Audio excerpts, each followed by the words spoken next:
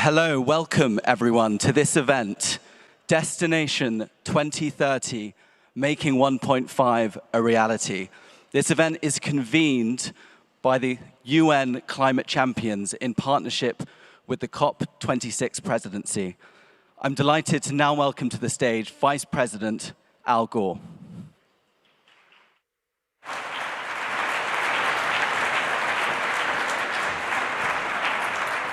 Well, thank you very much, ladies and gentlemen, and I have the job of opening this session, but you're going to hear from the climate champions and the UK presidency, and they will fill in any gaps that I leave in my remarks. But what I would like to cover, first of all, I would like to say thanks to all of you for being a part of this historic event.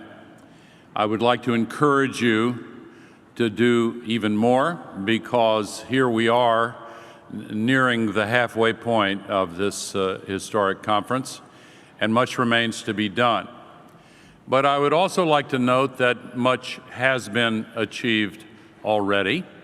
Some of it is in the form of pledges that must be kept, and part of our task, all of us, is to ensure that these pledges are, in fact, kept.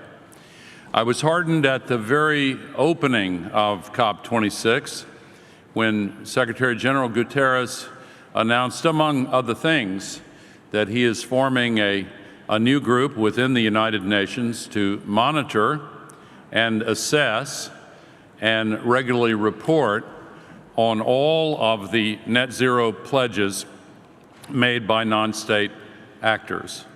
Those who have made pledges should understand very clearly that their actions will matter a great deal, and that any mismatch between their pledges and their subsequent actions will be noted very carefully. And civil society throughout the world is prepared to hold all of us accountable for matching deeds to words. We will see a continued surge in momentum to solve the climate crisis. Part of that momentum will come from Mother Nature, because we are seeing, rather obviously, an increase in the frequency, intensity, and destructiveness of the climate-related extreme events. It reminds me of a famous quotation from a previous British Prime Minister, Winston Churchill, who had been attempting to warn the world about the rise of fascism in the 1930s. And he made a speech in which he said, "The era of procrastination, of half measures, of soothing and baffling expedients, of delays, is coming to its close. In its place, we are entering a period of consequences." We are now experiencing the consequences of the climate crisis in every part of our world. The scientists warned us that these consequences were coming. Too many did not pay careful enough attention to those warnings. But because their warnings were proven to be spot on and exactly correct, if actually a bit conservative, we must pay even more careful attention to the warnings that they are giving us now. The latest sixth assessment of the Intergovernmental Panel on Climate Change, which was released in August, contains the most dire warnings that the scientific body of experts has ever given us. What we have experienced so far is nothing compared to what would take place if we do not meet the pledges that have already been made here in Glasgow. The science is unequivocal, to quote the IPCC, and people are now experiencing it for themselves. But there is optimism as well as danger, because within the IPCC assessment is some rather hopeful news alongside their warnings. If we actually do reach net zero, when we do, Earth's temperatures will stop going up with a lag time of as little as 3 to 5 years. It is as if we can throw a switch and save the future of our civilization. And when we reach net zero, half of all the human-caused CO2 in the troposphere will fall back out of the sky and be absorbed by the upper levels of the ocean and the trees and vegetation in as little as 25 to 30 years. And a long healing process can then begin. Most significantly, perhaps, we will then be able to say to the young people who are out in the streets of Glasgow and have been out in the streets of cities all over the world every Friday and other days besides, demanding that we legitimize their expectations for a future that is worthy of them. We can do so, but we must put the period of delay and distraction and expedience in the past, recognize that we have entered a period of consequences, and make it a period of solutions. Some of the pledges that we have heard here this week will take a tremendous amount of work and creativity in order to redeem them, but we must hold them to account. And I would also point out that we are entering an era of radical transparency. We are now seeing more and more satellites and ground, sea, and air-based sensors, internet data streams, crowdsourced information gathering, and Climate Trace, an organization that I have helped co-found, is now using artificial intelligence to fuse together all of these data streams to develop extremely accurate and precise algorithms that can affix responsibility for every significant greenhouse gas source of emissions on our planet. We have already published the first independent, comprehensive, and timely inventory, nation by nation, industry by industry, sector by sector. Partway through next year, we will upgrade that inventory as the machine learning algorithms continue to improve, and we will report regularly, not only on a monthly basis as now, but weekly and in many cases on a daily basis. We have access to a complete picture of the entire Earth's surface every day, and soon we will have a complete picture of every square centimeter of the Earth's surface every 6 hours. And we are imaging in the visible range of light, also in infrared and in multiple other wavelength spectrums. We're supplementing that with all of the other sources of data, and we are compiling a comprehensive list of those who are responsible for each of the entities that are emitting greenhouse gases, not to be the climate police, but to be the neighborhood watch, except the neighborhood is the globe, and we are all in this together. And when we have actionable information, actionable information, I promise you, the demand for change will grow and grow and grow. We must keep at the center of our concerns the poor, the low-income communities, the communities of color and marginalized communities that have suffered the most from the climate crisis already. We should understand the connectedness of our entire world, not as a figure of speech, not as a metaphor, but as a reality. The pandemic has raised many of the same exact questions that have been raised by the climate crisis. Number one, should we listen to the dire warnings from the leading scientific experts, whether about an oncoming pandemic or a worsening climate crisis? Check. We should listen to them. Number two, can our interconnected global civilization suddenly be turned upside down in short order? Check. We've seen it with the pandemic, and the scientists are telling us it will be far worse unless we take control of the causes of this worsening climate crisis. The Lancet Commission has now told us that we could, if we do not act, expect to see 1 billion climate refugees migrating across borders. My faith tradition teaches me to welcome the refugee, to welcome the stranger.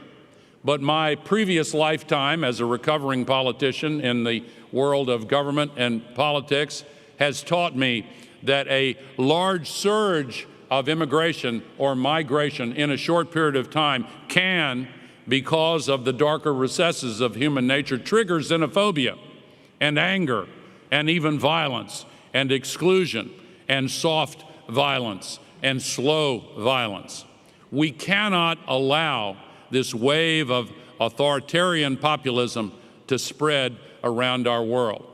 But we must also take account of the hyper inequality in our world, and we should seize the ongoing effort to solve the climate crisis as an opportunity to redress this inequality.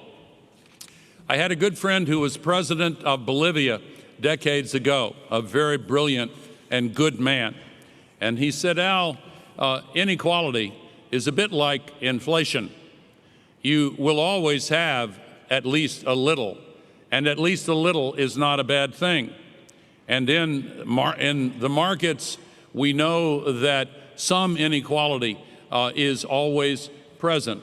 But he said, like inflation, you must at all costs avoid the hyper variety, because hyper inequality of the kind we now have in our world is a threat to both democracy and to market economics. Capitalism has tremendous strengths, allocating resources, balancing supply and demand, often unlocking a higher fraction of the human potential. And the alternatives to capitalism we experienced in the 20th century were catastrophic, most of all for the environments in which these alternatives were tried. But the current version of capitalism we have is in dire need of reform, because we are overly focused on one narrow slice of the value spectrum, the interests of short-term incentives in the hands of shareholders. What about the air? What about the value of the mountains and the ocean and the web of living species that we are now putting at risk? What about the plight of the poor? We have an opportunity as a global community to take advantage of a new era in human history. We are in the early stages of a sustainability revolution that is driven in part by machine learning and artificial intelligence and the Internet of Things and stunning advances in biotechnology, which are giving executive teams the ability to deal with atoms and molecules and proteins with the same proficiency that the IT companies have demonstrated in dealing with bits of information. This sustainability revolution has the magnitude of the Industrial Revolution and the speed of the digital revolution. For example, many are not aware that last year, in calendar year 2020, if you look at all of the new electricity generation installed worldwide in every country, 90% of it is renewable energy, most all of that solar and wind. Why? Because we have seen such stunning advances. 1 year before the Paris Agreement in 2015, electricity from renewable sources was cheaper than electricity from new fossil sources in only 1% of the world. 5 years later, it was cheaper in 2/3 of the world, and 3 years from now, it will be cheaper in 100% of the world. Now we see every auto and truck manufacturer switching to electric vehicles. And soon, within 2 to 3 years, 2 for most model categories, 3 to 4 years for all model categories, Electric vehicles will be cheaper than their internal combustion engine counterparts. That's why every significant automobile and truck manufacturer in the world is rapidly shifting to emissions-free electric vehicles. We are seeing the emergence of green hydrogen. Why? Because in the past it was prohibitively expensive to buy all of the energy necessary to separate hydrogen from oxygen. And so it was made from fossil fuels, also at great expense. But now, with the surplus of renewable electricity, we can make it from water, pollution-free, and use it for the high-temperature use cases like metallurgy. We have the tools that we need to solve this crisis. We have heard pledges that will move us in a long direction toward these solutions. We must ensure that these pledges are kept. We must not declare victory here. We know that we have made progress, but we are far from the goals that we need to reach. The missing requisite is sufficient political will. But part of our job here is to tell one another the truth about how far we've come and about how far we have to go, and recognize that political will is itself a renewable resource. Thank you.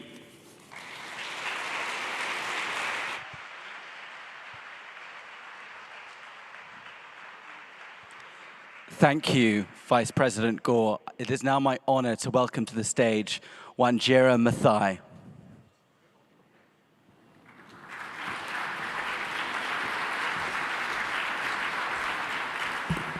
Thank you, Mr. Vice President, always inspiring. We have the tools.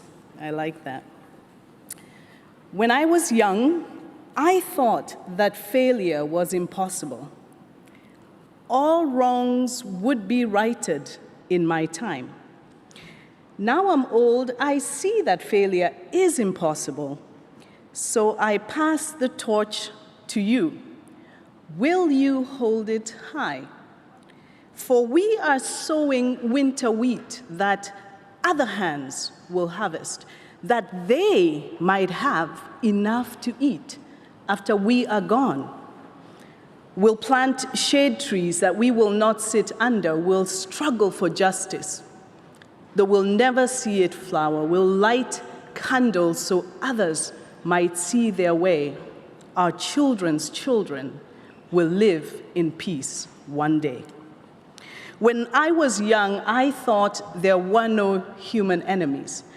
All people must be taught to hate and fear. Now I'm old, I know there are no human enemies, just souls in pain, and we must reach them if we dare. So we are sowing winter wheat that other hands will harvest, that they might have enough to eat after we are gone. We'll plant shade trees that we will not sit under. Each generation passes like the leaves of an old oak tree whose roots are strong. Each new generation bursts out like the spring, and they will be the ones to carry on. When I was young, I dreamed the earth was healed and whole again. Creatures, trees, and rivers, free and wild. Now I'm old, I dream the planet healed and whole again. That dream reborn forever in the heart of every child. Ladies and gentlemen, these words are an invitation to all of us to do our part in making Destination 2030 a reality. Because here's the thing. The climate crisis is embedded within the global context of historic, systemic, and growing inequality.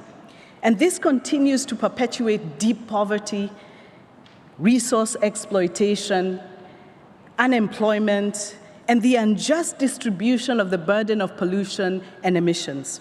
Destination 2030 will only be within reach if we put rural, urban, and energy transitions at the center and acknowledge and address all of these pain points.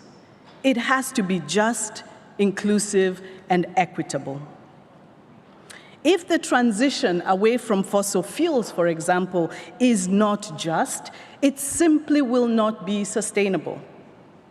On energy, it's great. It's great to see countries taking action to shift the world away from fossil fuels towards a clean energy future. After all, the IPCC is crystal clear on this, that to avert a climate disaster, our addiction to fossil fuels must, and phasing out financing is a crucial step forward. But as the clean energy transition accelerates, it is imperative that we also simultaneously, ladies and gentlemen, simultaneously accelerate the universal access to energy in developing countries and ensure the just transition that lifts everyone and leaves no one behind. Because while transition is inevitable, justice simply isn't. So in the same vein, it must be noted that some countries are signing on to the pledge to end fossil fuel finance overseas, but continue to subsidize fossil fuel industries at home. To be credible, accountable, and transparent climate leaders, these nations must also stop the subsidizing of fossil fuels domestically and shift towards cleaner sources of energy at home. This climate moment represents a unique opportunity and an opportunity for countries to provide locally led, people-centered, sustainable economies for all. So as we move forward into this week, let's take 3 words with us: accountability, credibility, and transparency, because transition is inevitable, but justice is not. Ladies and gentlemen, I would now like to welcome to the stage the UN High-Level Climate Champion for COP26, Nigel Topping, and Lord Adair Turner, the Chair of the Energy Transitions Commission. Welcome, Jim.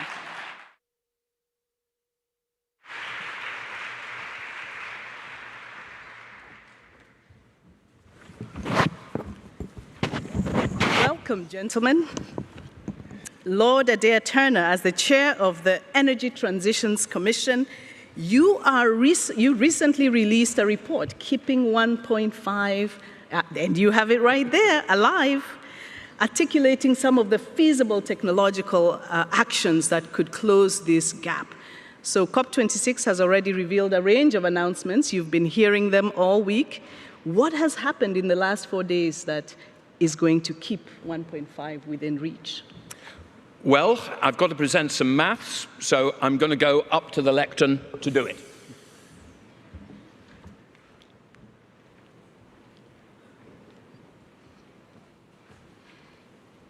Thank you, Wanjira. After Wanjira's poetry, my job is the prose, or indeed the mathematics. Though I have to tell you that Nigel is a mathematician by training, and when I said I was going to say that, he said, but mathematics is beautiful, it's a poetry in itself. Now, the Paris Climate Accord committed the world to limit global warming to well below 2 degrees centigrade, and ideally to 1.5 degrees centigrade. And to keep that possibility of 1.5 degrees alive, and indeed to make staying below 2 degrees not just possible, but close to certain, we must not only build a net zero global economy by mid-century, but make big emissions reductions in the 2020s. So ahead of the COP, as Wanjira said, we at the Energy Transition Commission set out in this report 6 actions which could build on the NDCs to achieve the reductions required. And the question after 1 week of COP and many new commitments is how close are we to closing the gap? And I hope at this stage a slide is going to turn up. There it is. One vital priority is cutting methane emissions. They are 380 million tons in 2018, coming from fossil fuel production, waste management, and food production, primarily meat.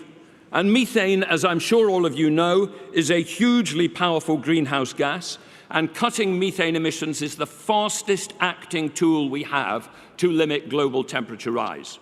And the good news is that there are many ways to reduce methane emissions at low or negative costs. And we believe that potentially we could cut emissions 40% from 380 million tonnes to 230 by 2030, and very little of that potential is already reflected in NDCs. Sometimes it seems that methane is the sort of orphan gas of the climate change process. We just ignore it a bit and don't talk about it enough.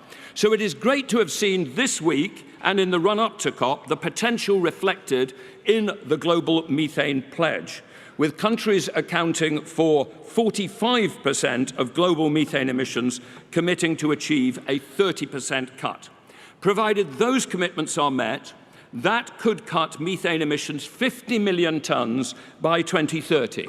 Not the full 130 million tonnes we could and should achieve, but a good start for further progress. As for CO2, the challenge is to cut emissions from the 43 gigatons which they could reach on a business-as-usual path to something like 21 gigatons by 2030, a reduction of about 22 gigatons. About 3 gigatons of that needed reduction is implied by the new NDC commitments. But our analysis identified 5 other actions that could close the gap. Actions as you go down that cascade of the waterfall from nature-based solutions, actions in the power sector, transport, industry, and energy efficiency. So how do we now stand? Well, the good news, potentially, is a big step forward in relation to nature, with a commitment to end deforestation, which if, and I do emphasize this if supported by adequate climate finance and clearly implemented and enforced, would itself result in 3.5 gigatons of emissions reductions. That commitment is a huge step forward. Delivering it is a crucial priority. As for the power sector, if we could agree to no new coal plants anywhere in the world from now on, and to begin the phase-out of older existing coal plants during the 2020s, that could save us as much as 3.5 gigatons by 2030. And the global coal to clean power transition statement is a step forward towards that objective, with coal-dependent countries from across the world, from Poland and Ukraine to Vietnam and Indonesia, making important new commitments. But with India and China not among the signatories, and with phase-out commitments focused on the 2030s and 40s, this in itself will only deliver 0.2 gigatons of the 3.5 gigatons potential by 2030. In addition, however, the country, company, and financial sector commitments of the Powering Past Coal Alliance and the innovative South Africa finance deal, plus commitments to accelerate renewables investments, which will inevitably displace coal because it's uneconomic, could give us another 1 gigaton. Valuable, vital, but still much more to do. In industry and transport, many of the commitments will come next week, not this. But on road transport, country and auto manufacturer plans and commitments already made within the Race to Zero framework or outside make us pretty confident that road transport electrification is going to go much faster than most NDCs assume, likely delivering at least an additional 1.5 gigatons reductions. Let's add it all up. The NDCs and the sectoral commitments, add them together, and we look like we're on a path to about 9 gigatons out of the 22 gigaton reduction needed, with a potential for further important commitments next week. That's progress. But even with more progress next week on steel, aviation, and shipping, we won't achieve here in Glasgow the full 22 gigatons we need. We won't be able to leave Glasgow saying, job done, mission accomplished. But we have new commitments made which can make a real difference and which must be delivered. And we have a springboard for the further progress needed over the next several years, sector by sector and country by country, reflected in improved NDCs. We must maintain the momentum of the first week We must maximise progress over the next week, and we must leave Glasgow determined to do still more in the coming months and years. Thank you. Thank you, Lord Turner. Thank you, Lord Turner, for those wonderful pieces of data. Absolutely, we must keep 1.5 alive. Nigel, you are responsible. You have a mandate as a champion for the role of non-state actors across the world, businesses, hospitals, universities, cities, all of them. Looking ahead next week, what are you thinking about the critical role of non-state actors in the road ahead? What do you think the real economy has to add? Well, I mean, the first thing I would say is it feels like this is very much an implementation COP, a real economy COP. I think that having a theme every day has been very helpful for non-state actors to organise their presence and their commitments. I think we're also seeing evidence of what Gonzalo, Munoz, my fellow high-level champion, and I always talk about the ambition loop, this feedback between parties and non-parties. We've seen quite a lot this week of party commitments and non-party commitments. And we know that they embolden each other, so that process happening. I think that shows evidence of the wisdom of the parties in embracing the role of non-state actors and the creation of the role that Gonzalo and I are honoured to hold, that it's working. I think, as Adair said, an awful lot, a long way to go. I think also we're seeing evidence of the way that systems change actually happens with all different actors starting to converge on the same. I'm also sensing that we are moving away from concentrating on the cost of action versus the cost of inaction to the huge developmental opportunity. Moody's just published a report today showing that the world's economy will be 25% bigger if we stay on a 1.5 degree track than if we stay on the track we're on at the moment. And of course, most of that economic growth will be in emerging and developing countries. So as Nick Stern says, it's the economic growth story.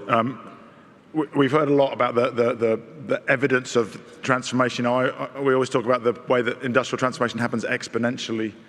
I hope that we're seeing the beginning signs of that. I think it's too early to declare victory, of course, in many sectors. And I hope that all the businesses watching are starting to wish that they'd started a bit earlier, because a lot of people are going very, very fast. But just to come back to this idea of systems change, we simplify it by saying public policy and private sector. But of course, what we're seeing now is a real convergence on common goals, collectively, roughly halving by the end of the decade, getting to net zero by 2050, but also sector by sector. And that convergence is now from, yes, governments, but also private sector on the supply side and the demand side, the finance community, city leaders, and civil society, and involving young people, smallholder farmers, trades unions, all driving towards the same goals. And when every actor in a system drives towards the same goal, I think that's where we have the conditions for that exponential growth. So I'm cautiously optimistic that we're starting to see the conditions for really rapid transformation be put in place. Great, Nigel. Thank you for that. And the interesting thing you said about the cost of inaction, I think that is waking people up, looking at the cost of inaction. And I wonder, when you look into your crystal ball about week 2, Lord Turner, I'll start with you. What is your hope for next week?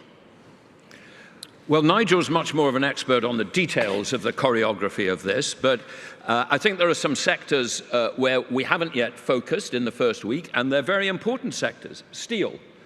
We at the ETC, in combination with a thing called the Mission Possible Partnership, put out 2 weeks ago the Net Zero Steel Initiative report.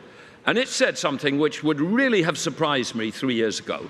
It was not only that steel could get to net zero by 2050, but that actually with enough regulatory support, carbon pricing support, it could reduce emissions 35% by 2030.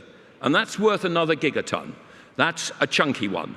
And what has happened in that sector is that technologies which we used to think would develop in the 2030s are suddenly developing today. Hydrogen. It's unfortunate I left my bag back there, because if I hadn't left it there, I could now bring out for you an ingot of net zero emission steel made in the SSAB plant in northern Sweden, out of hydrogen direct reduction. People used to think that was a technology which we had another 10 or 15 years to develop, but it's there now already. So we are seeing in many sectors of the economy, and we're also seeing it in aviation and shipping, people bringing forward the dates at which we think we can get serious emission reductions and serious progress. And so I hope that those, as well as more on road transport electrification, where, look, the aim should be that we call a halt to the passenger internal combustion engine by 2035 at the latest. I sometimes say, I'm probably about to upset somebody now, the internal combustion engine is dead, we just haven't buried it. This is an old technology and we're going to move beyond it, and the faster we get absolute clarity of the dates beyond which we're not going to sell new internal combustion engine passenger cars, the better. That's absolutely fantastic. And I think that's true, but I want to come back to you, Lord Turner, about why that message doesn't seem to be landing. Because it is true, the combustion ice is dead, but we still seem to have a much slower transition. It would be great to hear. But I want to turn to you, Nigel. What do you hope for? You talked about the all of society engaged. What do you hope for week 2? Well, I mean, one thing I hope is that we all start to embrace this idea of an ambition loop, like the feedback between public and private. Sometimes governments can go faster, sometimes private sector can go faster, sometimes finance can go faster, sometimes cities can go faster. It's not a competition for who's always in the lead, but when somebody else goes a bit further, that enables everyone else. Particularly, I think we're entering a very dynamic phase in this transition where I don't think there's any business that is only updating their plans every 5 years. I think anything to sort of embrace that dynamism and say, look, we really need to update our plans every year or every 2 years, because what we thought was impossible 2 years ago is happening now. So if we wait, so we can't wait. So I hope that infects the mood. I hope that we really stick to pragmatism, don't get carried away with 2050 promises, but really focus on what are people actually going to do in the next 5 years. What are they already doing now? What are they committing money to in terms of capacity for green hydrogen or green steel? So it's not a promise, but an actual commitment. I hope that we continue to be honest about the challenges, because it's far from in the bag, and that we keep solidarity in mind, that there are different pathways needed responding to different local conditions in different parts of the world. I also, just a reflection on this issue of credibility. I started my work in this space in 2007 with the Carbon Disclosure Project, which was formed in 2001. And now, finally, 20 years later in 2021, we're starting to see regulated carbon disclosure. We can't afford 20 more years to regulate net zero plans and disclosure. So I really applaud the announcement from Rishi Sunak of mandatory disclosure of net zero transition plans from listed companies. In the race to zero, we're very clear about the rigorous requirements of short-term plans, in a mitigation hierarchy which doesn't allow offsets to displace real reductions, the need for transparency. Really looking forward to working with the Secretary General on how we work to make sure that all gets regulated within 5 years, and we don't leave it up to NGOs to police that for 20 years. We haven't got the time. Yeah. We absolutely don't have the time. We have a few more minutes to I would love to hear your thoughts, both of you, on what it will take for us to hasten. What do you say to those who feel like there are some delay tactics? The evidence is there, the data is clear. We still are not moving fast enough. What do we need to do different? Lord Adair. When I look back at the last 10 years, I think we lost a lot of the first 5. I don't think we were making nearly enough progress technologically. You still had developed countries back in 2013 or 14, the Netherlands, intending to build new coal-fired power stations. And it shouldn't have happened. I mean, we ought to have grabbed this thing earlier. I've got much more optimistic over the last 5 years, because the technologies are roaring on. After Paris, this sort of Paris effect of a self-reinforcing loop between what companies have, what countries are committed to. I mean, I was the first chair of the UK Climate Change Committee in 2008. We were given an Act of Parliament in 2006, which was seen as ahead of the game then, which committed us to a 60% reduction by 2050. Our very first recommendation in 2008 was to increase that commitment to 80%, and we thought we were being bold. And it was only in 2019 that the UK legally said 0. So let's be aware, in terms of targets, we've come a long way. In terms of corporate targets, we've come a long way. In terms of the technologies which make those targets credible, we've come a long way. And we now just have to hit the accelerator as fast as possible during the 2020s. But it is doable. That's wonderful. We lost the first 5. That's crucial. Nigel, what do you think? The first thing I'd say is everybody brush up on your exponential maths. None of this stuff happens linearly. So, and don't accept anyone saying, oh, electric vehicles are only at 5%. The question is, if they were at 2% a year ago, then they more than doubled. And if they do that again, they'll go 10, 20, 40, 80, boom, it's all over. And that's the way always technology-driven industrial transformation has happened. So brush up on your exponential maths, call people out who've forgotten that and are still using silly linear extrapolations.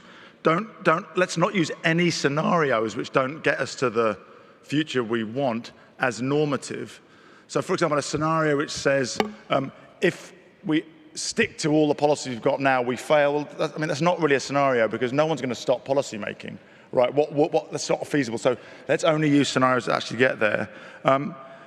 You know, we've tried to work with the high-level champions team in the Marrakesh Partnership to set these exponential goals for 2030, we call them the Race to Zero 2030 breakthrough goals, that based on that idea of exponential, and we see more and more momentum in that direction. The report from Systemic that just came out that says that sectors representing 90% of emissions could reach those tipping points by 2030. And so the final thing I say is, let's set those really ambitious targets and back our engineers and our ingenuity to solve them. You know, it's the old idea of the moonshot. If you set a target which is more than anyone knows how to do today, it unlocks the creative and innovative juices. And we need to set those challenging targets because we need to get there faster. We do need to get there faster. It's about all the time we have, but hit the accelerator. I take that with me, and we need those ambitious targets, but we need credible trajectories and pathways there. Thank you all very much. Thank you so much, Lord Adair. Thank you, Nigel. This concludes our panel, and I would like to welcome to the stage Gonzalo Munoz. He's the UN high-level champion on COP26. Carlos.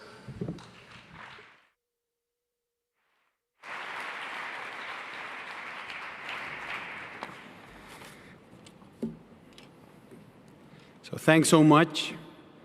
I think that was a brilliant intervention, and now that definitely allow us to start a new conversation. Honored guests, welcome to what we feel is one of the most valuable and the most challenging conversations of this conference.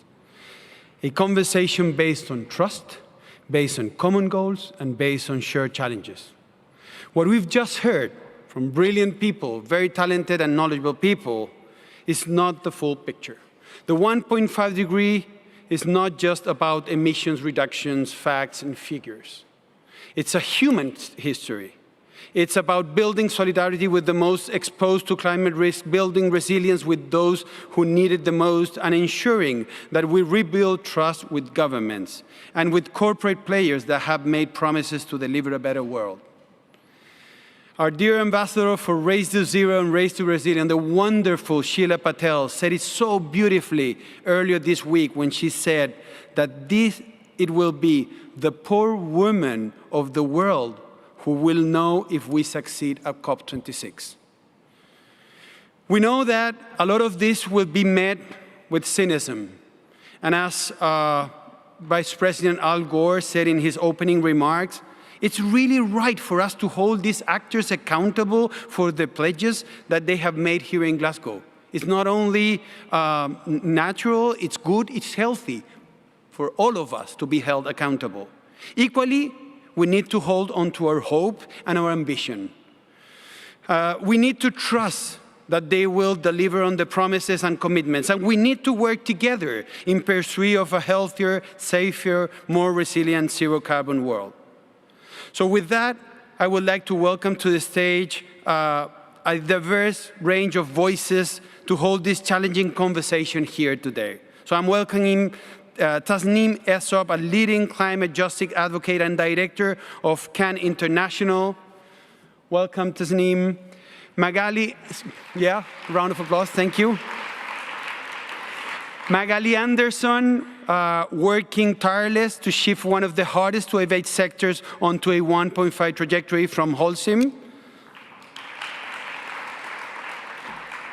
Also, Clover Hogan, a young climate leader, recognizing that today is Youth Day and knowing that thousands of young people are currently taking the streets to hold us all account for the promises we have made, as indeed we should be. And thank you. And finally, Johan Rockstrom, systems scientist and champion of the exponential shift needed by 2030 to deliver the 1.5 degree.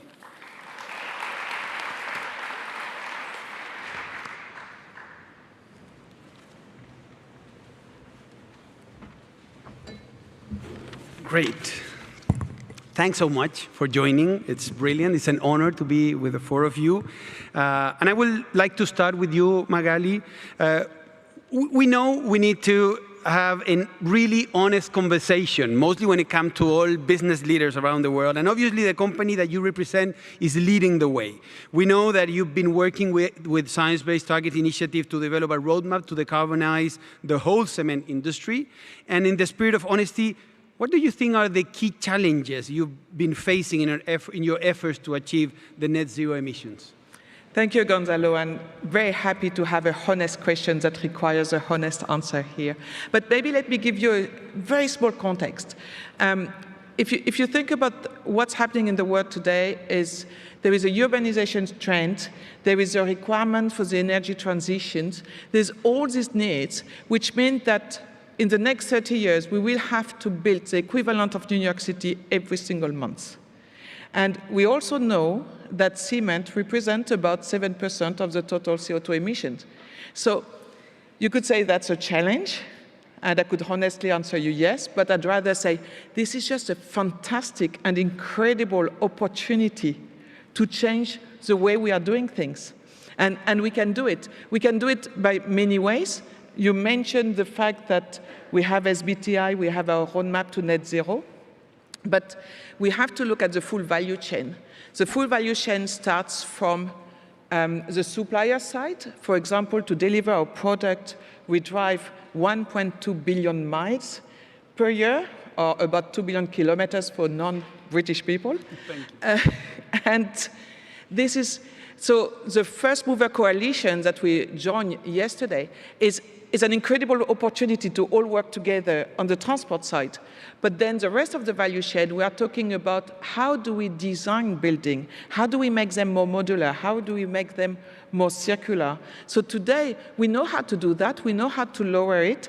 We know how to use 3D printing to lower by 70% the CO2. So we have all of that. And then we have the product. And the product, we have global brand of green concrete, which is minimum 30% lower, but all the way to 70%, and sometimes in certain cases even more, which we have deployed in 24 markets. And the market is there. You can see we managed to actually sell some, and not just in Western Europe. We have seen, since we launched it in India, it's now representing 6% of the sales just a few months later. So the market is there. So really the question is, so I have all these pieces, and it all works, and we're all ready. So why can't I assemble it and make a nice pitch out of it? And this is where you intervene here in COP. This is where we have, like I said, an incredible opportunity to make it happen. And what we need is to anchor all of this in real economy. We need to be incentivized so that when we sell low carbon product, we actually have a competitive edge on it. That it's good for us, it's good for everybody. And this is where we start talking about carbon pricing. This is where we start talking about norms evolving as fast as innovation does. And frankly, if tomorrow morning I could deploy this product everywhere and only sell that, I could do it. I'm ready. I'm just waiting for the green lights. Oh, well, not waiting. We're already starting. But a further push would help to accelerate. Thanks so much, Magali. Let me pass now to you, Johan. As we heard from Adair and Nigel, they pointed out that we can help to close the ambition gap and keep 1.5 in reach. What are the key elements you think they need, they might have missed? And why are you confident that we can make the immediate changes necessary to secure the 2030 deadlines that we need? Yeah, thanks. And to identify the gaps we have so far, I think we have to start by looking very carefully, just following on what Nigel pointed out, that we see a real shift here in Glasgow. We see a shift where we no longer debate and fight over the direction of travel, but we're seeing rather a debate and concerns over the speed towards the same goal, a net zero world economy in a fair and safe way. So we're all swimming along the same swimming lanes. It's just a question of speed. So then the question is there reason to celebrate already now at half point? Well, there isn't, because there is a deep concern. Because if we had reached this point 1 generation ago, when we met in Kyoto, I think we would have had reason to celebrate, because science would have said, yes, we can have a soft landing. This gives us a lot of time to really work on the forest pledges, on the methane pledges, on the coal phase out, on the combustion engine phase out, on all the technology innovations, all the S-curves, all the equity dimensions. But now we are in an emergency point. We've reached the final decisive decade of our opportunity to land safely at 1.5, and 1.5 is a real planetary boundary. So there's no time to celebrate yet. We just have to keep up the efforts so that we can get more pledges and more efforts and more money on the table. So that is really critical. Science is guiding this. I think we've never seen such engagement from science in supporting this transition. But you know, the zero pledges do not yet add up. It is phenomenal that with India now on board on a zero target for 2070, too late for science, but still it gives us a chance of moving just for the first time just below 2 degrees. That is super important. It requires from us now to continue that pace. But I would say that the real gap here is that we are not yet recognized, and things have to now add up at the global level and at pace for this decade to cut emissions by half. Then my final concern at this point is that we are relying too much on nature being an easy fix, as if we don't have to put the trillions behind stewardship of nature climate solutions. It is very risky to say that cutting emissions by half by 2030 can now, to 6 gigatons of the 20 gigatons that we need, be provided by the forest pledge 2 days ago. It cannot. All the climate models that gives us a carbon budget of 400 gigatons for a soft landing of fossil fuel phase out rely on, and I've counted in, on nature climate sinks and forests being inside the models already. So the only reason why we have a climate carbon budget remaining is that we assume that nature will continue to provide a carbon sink. So we need full blast on nature investments as we need full blast on decarbonizing the energy system. We cannot offset them against each other. The time for that is past. So now we really need to get that systems transition point, and I think that's a challenge for the next coming week. Thanks so much, Johan. I would like to pass now to Clover. Clover, you've taught us a lot about eco-anxiety. I'm speaking now as a father of 3 girls that are kind of suffering the eco-anxiety. And I would like to listen if you can reflect on listening to everything that has just came before, right? The optimism and the challenges. How does this make you feel as a young person in the climate movement? Thank you for asking me that question. I wish we started every conversation with asking one another how we feel. I frankly feel exhausted, frustrated, despairing at times, and motivated by the people who often aren't in these rooms, in fact, the people who have been historically excluded from these spaces.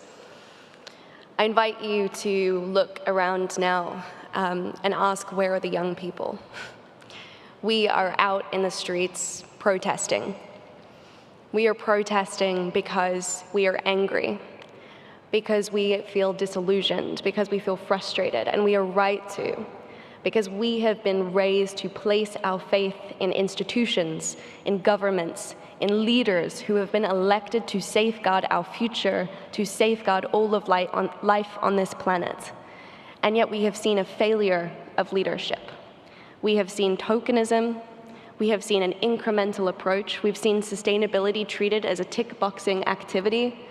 And when we express our anxiety, when we express the feelings that keep us up at night, we are left out of the room. We're not being invited into these spaces. And so I think a lot of young people feel despair. In fact, in my organization, Force of Nature, we recently contributed to research that surveyed over 10,000 young people across 10 countries around the world. 56% of those young people agreed that they felt the future was doomed.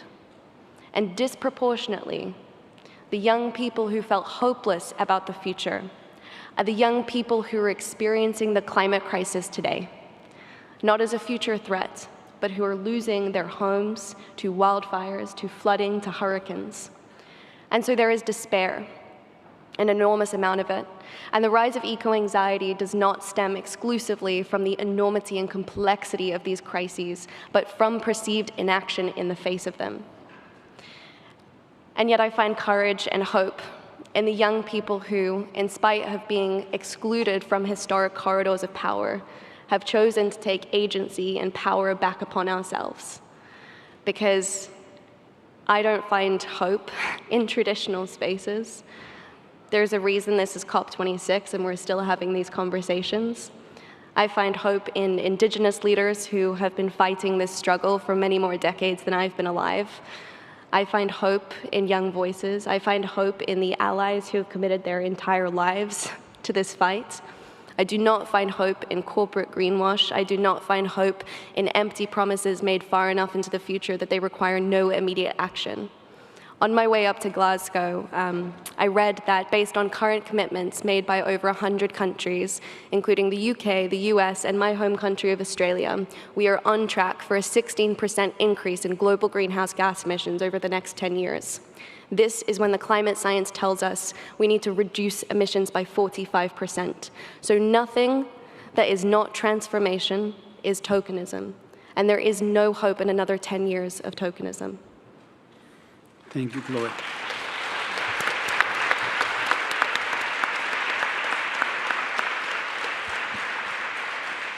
Well, I can imagine that is a perfect segue to Tasneem.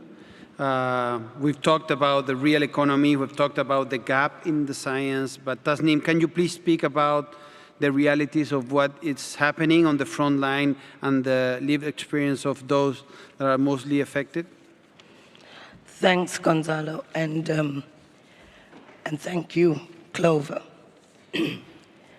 I think it's not something that many sitting in this room will be unfamiliar with.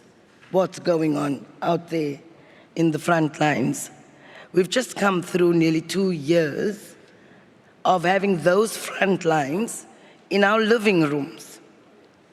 The pandemic and the devastation caused by the pandemic, and the fact that that devastation was experienced differently by different sections of our societies, those who were suffering inequality, those who are living in poverty, those who are black, people of color, women, people with disabilities, indigenous communities, they suffered the most during a pandemic. These are the same communities across the world, whether global north or south, that also suffer the impact of climate change. Not in 2050, but now. And so you have the horrors of a pandemic and the devastation that caused in many of these communities, and in especially the global south, compounded by the climate impacts that we witnessed last year, this year more frequently, with its flooding in Uganda, with its hurricanes, the Philippines taking a number of hits back to back. You're not recovering from a pandemic, you're being hit by a typhoon, and it's the poor and those suffering inequality that suffer the most.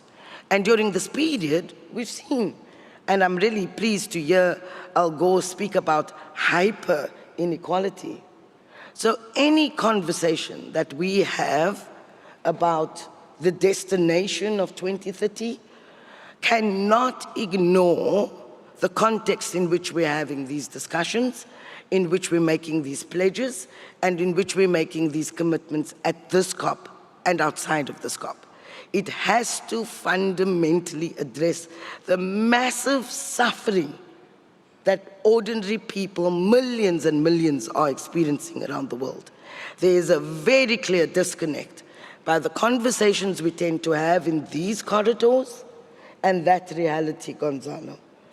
And that is the honesty that we're looking for.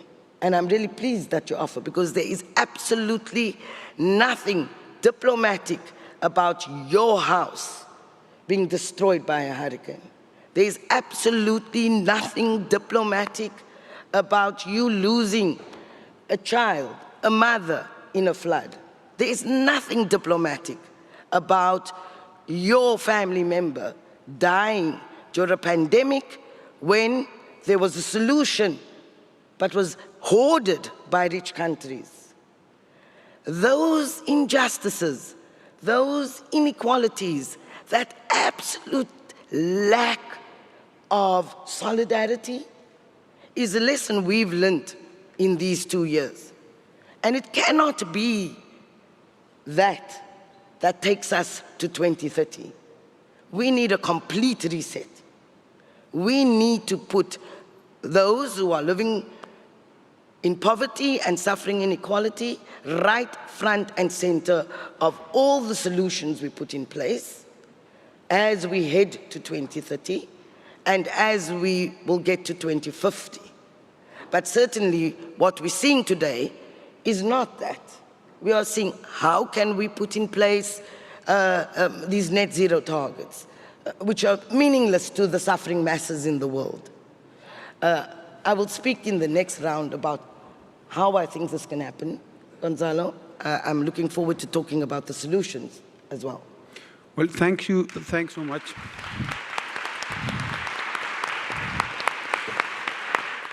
So if I may, Tasneem, I would like you to start reflecting on, when it comes to the agenda that we're proposing, we have two main metrics, and I'm simplifying this. We have two main metrics for Destination 2030, to have emissions in this decade and to build the resilience of 4 billion people. I mean, those are like the main metrics that we have been proposing that are related to both campaigns, the three campaign Race to Zero, Race to Resilience, and GFAN. What do you think are the key challenges that we're facing, and what are your hopes and therefore the proposals, the idea that you have that can overcome them? Thanks, Gonzalo. So the thing is, those are important metrics.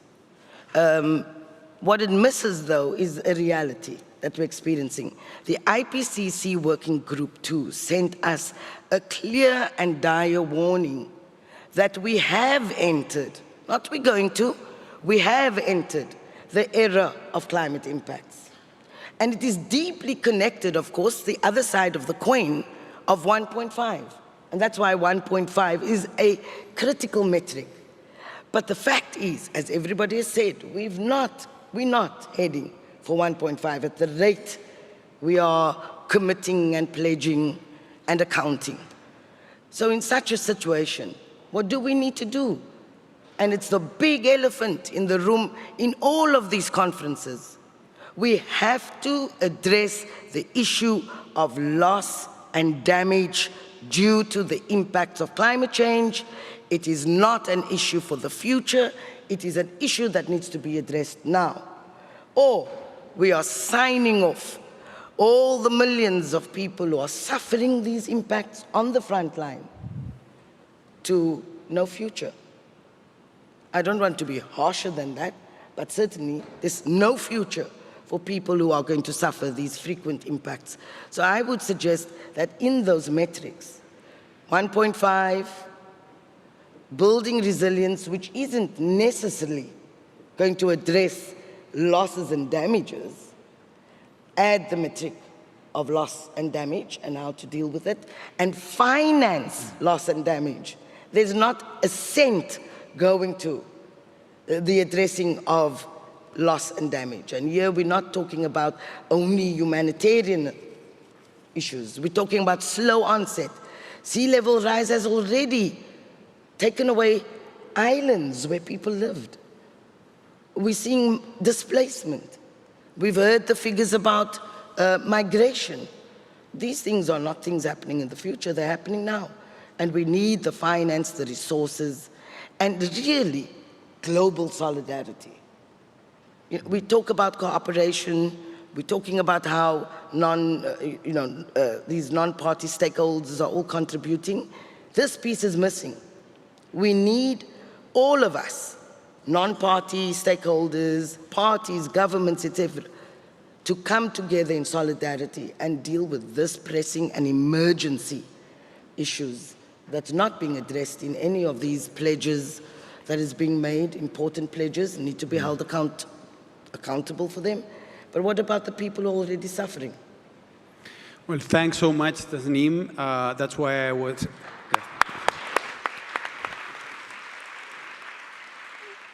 That's why I think I was referring to this being one of the most challenging and important conversations that we have to have, meaning that there are also so many blind spots, and I think that is so critical for us, meaning the non-state actors, what we represent, be capable to learn from those that can enlighten the conversation from things that we have maybe improved in the process, but then definitely things that we need to improve further. So thanks so much. I will go with the same question to you, Magali. Again, what do you think are the key challenges that we're facing, and what are the hopes that you have that can overcome this idea of halving emissions in this decade and building resilience for 4 billion people? Well, first, I would like to applaud again what both Clover and Tasneem said, because seriously, they are the ones who motivate me for my job. I get up every morning and go to job because of them, because their future is in our hands. As not just because of my age, but also because I work for an industry. And industries can change. And it's exactly why today industries can change, but let's not dream, let's not be innocent about it. We have shareholders, we have to deliver.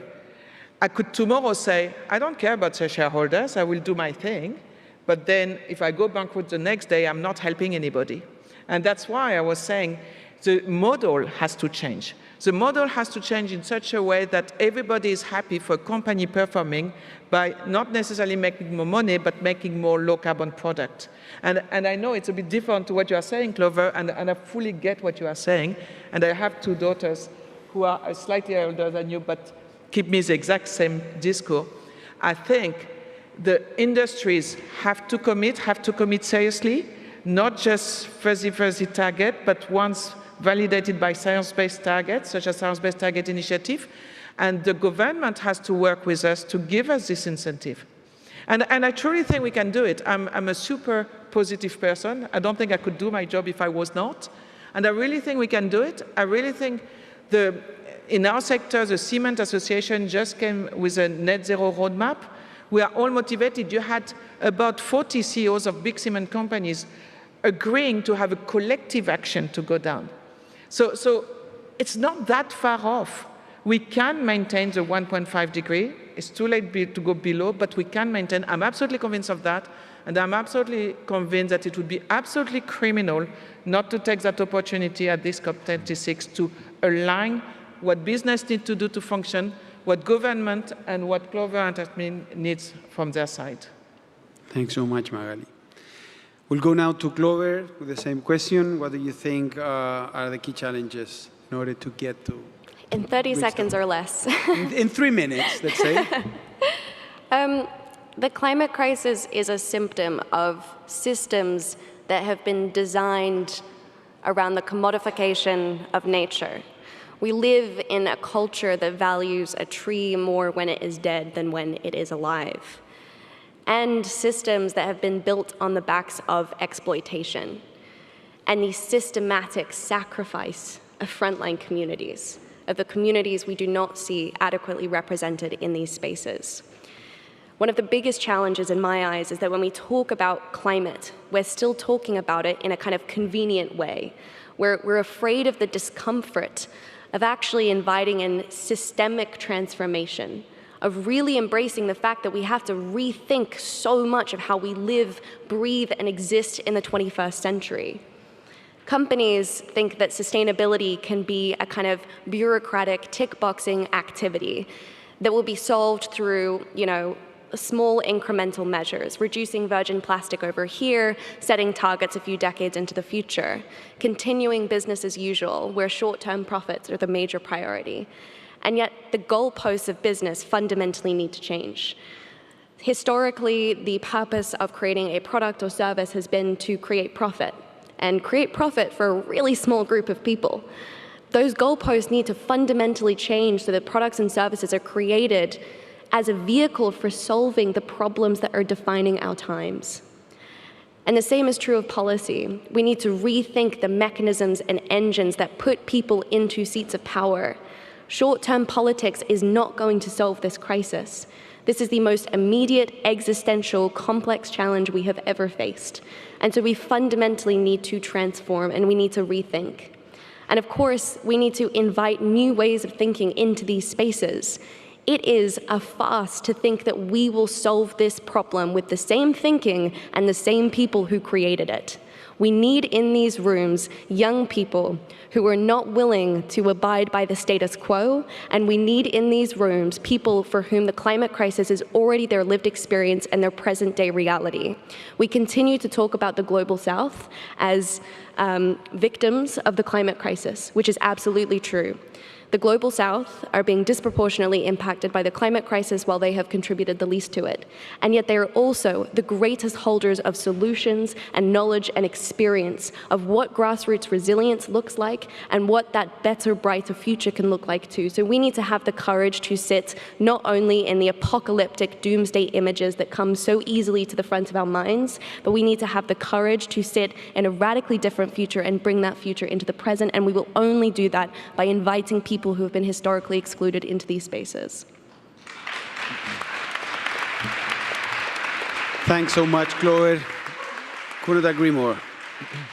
So, Johan, the voice of science, how do we get to the building resilience of 4 billion people and halving the emissions from now to 2030? Yeah, let me take two angles to that. I mean, first of all, I really would like to respect and recognize Clover's and all young people's anger, because you have a double reason for anger. I mean, reason number one is, of course, that we are threatening to destabilize the life support systems and push the planet along irreversible commitments, which means that we'll be drifting away towards worse and worse living conditions on Earth because we've crossed tipping points that we cannot control. But the second reason for anger is that not only do we have the solutions, we have all the evidence that we can scale it and we can have better outcomes for security, for equity, for health, for economy, for peace. Can you imagine a renewable energy future means for the first time in human history, we can have energy independence in every country in the world?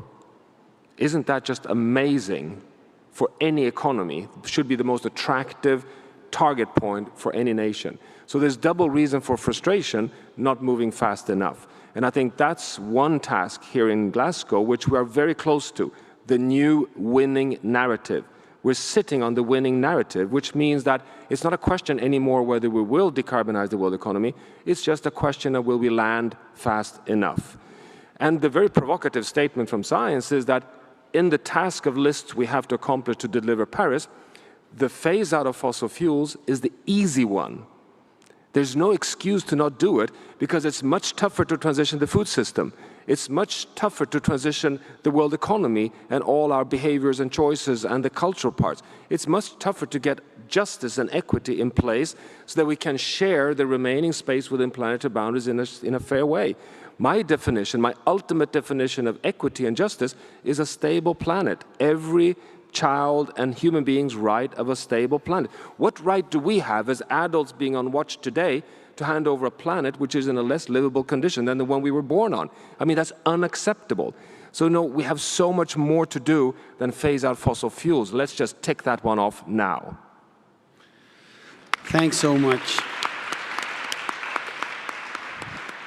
Well, thank the four of you for what I think it was a very, again, challenging and extremely important and thoughtful discussion. This was really an extremely powerful moment for all of us, at least definitely was for me. I assume that for all of the people listening to all of us, and I'm grateful that we took the time to explore the challenges that lie ahead. So I will invite you to leave the stage, because now I would need to invite our next speaker. Thanks so much.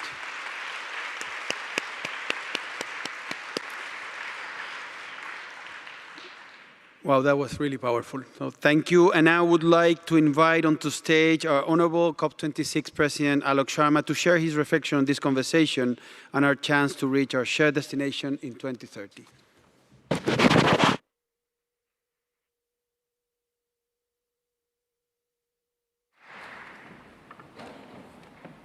Gonzalo, thank you very much for that. And ladies and gentlemen, friends, it's a pleasure to join you this afternoon. And look, I want to thank both the panels for their really powerful insights. And I think these discussions reflect very clearly the discussions that have been led by Nigel and Gonzalo over the past 2 years now. This is about bringing all non-state actors together as part of this conversation. And I think it just demonstrates what many of us have been saying for a long period of time, is that if we're going to get there, we're going to get a solution on this issue, then it is going to require all of us to act and work together. And so whether that's reducing emissions or adapting to the effects of climate change or getting finance flowing, all of those require an all-of-society approach. And I just want to thank Nigel and Gonzalo for really, the brilliant work that they have done through the Race to Zero campaign and the Race to Resilience. We've got over 5,000 businesses, many of them big multinational businesses, signed up to Race to Zero. We've got, I think, 60% of the UK's FTSE 100, our largest companies, who are part of this. I have to say, I really think this is an extraordinary achievement. And, I've seen this grow. Can we please have a special hand for these two great guys?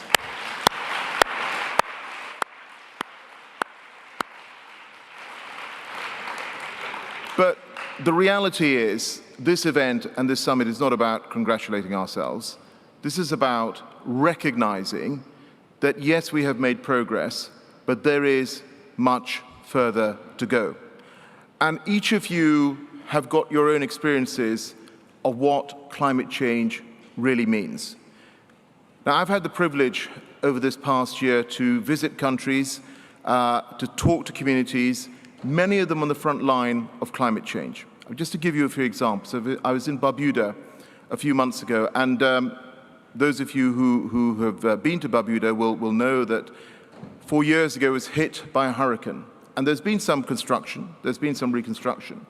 But actually, if you stand there in the middle of that community, you still see large numbers of homes with their roofs ripped off.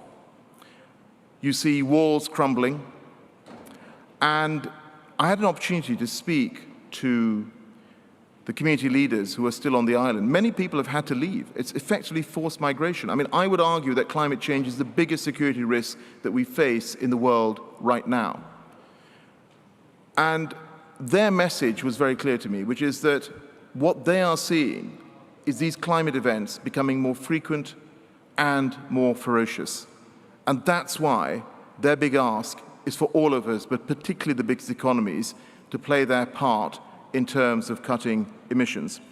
I spoke a few days ago to women in Madagascar who are having to cope with what I think some have called the first climate-induced drought, famine in the world. 4 years, no rain. You can imagine what that's like. You spent your life farming, you can no longer farm. You then turn to fishing, you can no longer fish, but you still have to find a way of feeding your family. That's the sort of challenge that people are facing. I could go through and give you other testaments that I've had from people around the world, but the reality is that it is very, very tough right now already for millions and millions of people. And so I think what that has done is strengthen my own resolve to drive progress on issues like loss and damage, which we heard about, on adaptation. And I'm pleased with the commitments that have been made on adaptation finance that have been announced at this COP. I hope there will be others. And we need to go further. We need to have a balance between the money spent on adaptation and mitigation. We can't continue with countries seeing adaptation as somehow the poor cousin of mitigation. That cannot be the case. And I've also had an opportunity in this role to see the work that's been done by young people, by civil society, by researchers, by local government, by financial institutions, by businesses. And we talk about how far business has moved. I tell you, I started my business career in the 1990s, and I started in the City of London. And in 2020, we launched, many years later, we launched the finance campaign for COP26. The Guildhall was absolutely filled to the rafters. Literally standing room only. That would not have been the case when I started my career in finance, I can tell you that. It has gone mainstream. I think we have gone past that tipping point where governments, businesses, civil society are thinking in the same way on this. The question is pace, how quickly we get through this and get it done. I've been to countries where the reason governments are acting is because they are being pushed by businesses, they're being pushed by civil society. And there are some countries where businesses need to basically take these governments along with them, tell them that actually we will welcome if you act on cutting emissions. And civil society, I've had the privilege of meeting young people, civil society groups in every country that I have visited. And it's been really incredibly powerful to listen to those voices, to hear what they are doing locally. And of course, today we have the COP Youth and Public Empowerment Day, and we've got young policy experts, inspiring ministers to keep 1.5 within reach. And you will know that 2 comprehensive statements have been put forward by youth today, and they've spent an enormous amount of time on this. And we talked about, young people feeling angry. You heard that on one of the panels. Well, they have every right to be angry. Well, of course they do. Because world leaders haven't, up to this point, delivered on their promises. They haven't acted fast enough. And that's what we need to happen right now. At the start of the summit, we had world leaders, 120 world leaders, all committing to action. And what I'm going to be doing in these negotiations, when ministers get here and we get into the real detail of all of this next week, is to say to those ministers, to those negotiators, please reflect in your commitments what your leaders said on a world stage. And I think in terms of youth being part of the discussion, they are part of the discourse. And one of the things we have committed to is there is a statement, that there are words that I think young people would like to see reflected in the cover decision. And we've said we will take that. We will talk about that with countries, with parties, with negotiators, so that voice can be reflected in the negotiating rooms as well. And then we come to the scientists, and we heard from scientists and business people here, and frankly, without science entering the public debate, frankly, we wouldn't have had the Paris goals. We wouldn't now know that we were at least 1.1 degree of global warming above pre-industrial levels, and the window on keeping 1.5 alive is closing. Now look, there has been some progress. Before Paris, the analysis, some analysis out there suggesting we were heading towards 6 degrees of global warming. Post the Paris commitments, that temperature curve had been sort of taken downwards to under 4 degrees. And if you look at some of the analysis out there now, it suggests that the curve has been bent further towards 2 degrees. But that requires every single government to actually deliver on all the commitments that they've made. It's not enough to make commitments. You have to follow through with action as well. And that's why it is not job done by any stretch of the imagination. I want us to leave here being able to say with credibility that we have kept 1.5 within reach. And you will know there are countries in the world where 1.5 to stay alive means literally that. Now, we've seen some useful announcements here, good announcements. You will know now that we've got 90% of the global economy covered by a net zero target. It's less than 30% when we took on the COP presidency. We've got over 100 countries signed the global methane pledge. We've got over 130 countries representing 90% of the world's forests committing to halt and reverse forest loss by 2030. It's been backed by around $19 billion worth of support. We've got financial institutions who've signed up to eliminating investments linked to deforestation. You've seen more announcements in terms of consigning coal power to history and all the corporates and the countries that have signed up further. You've seen the first mover coalition that was launched at COP, committing countries like Apple, Dalmia Cement, Volvo, Fortescue, others to be buying low-carbon products by 2030. And this is all, of course, positive. But I think what it demonstrates is that there is a willingness and there is a momentum to go further. But ultimately, we are going to have to get through these negotiations. And I have to say to you, there will come a point over the next few days where the rubber literally hits the road. We have been trying to reach agreement on some of these issues for 6 years. And that's reflected in the frustration that you heard on from some of the panelists here. And so we're going to have to roll up our sleeves. We're going to have to ensure that we are able to close off the Paris rulebook. We're going to have to ensure that we close off Article 6 and ultimately unleash the full power of the Paris Agreement. These next few days are going to be absolutely decisive. So what I request from you, from each and every one of you, please help me. Help me in this process to apply the pressure on governments, apply the pressure on negotiators, tell them that we cannot leave Glasgow without being able to say with credibility that we have kept 1.5 within reach.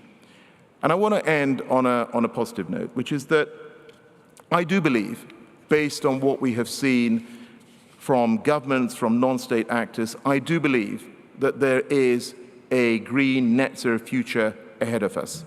The real issue is, will we get there fast enough? And I need your help to ensure that the answer to that is yes at the end of this conference. Thank you.